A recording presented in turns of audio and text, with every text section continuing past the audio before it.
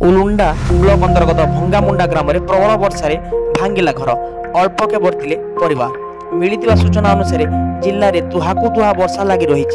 गतकाली राति भंगामुंडा ग्रामर रामशंकर सामंतरांक परिवार लोके खाई पी शोइथिले। मात्र विलंबित राति प्रबल वर्षा घर भुशुड़ी जाइथिला। फल परिवारटी अल्पके बर्ती जाइथिले। तेबे आज दिन प्राय 12:30 समय श्रीयुक्त सामंतराय आवास योजना रे सामिल करने दावी करिसेंती। नमस्कार, मुई रामशंकर सामंतराय भंगामुड़ा कोलापथर जीपी। मोर घर देखुन गला वर्षा सब माड़ी बुझे आम भितर शुईथनु।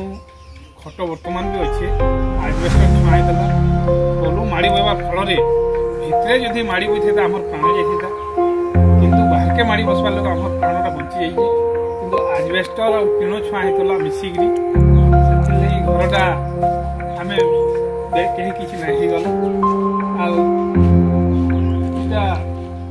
सरकारी सहायता टी मिलले मत मुई सरकार ठाने चिर उपकृत बोलिकी मोर आशा और विश्वास।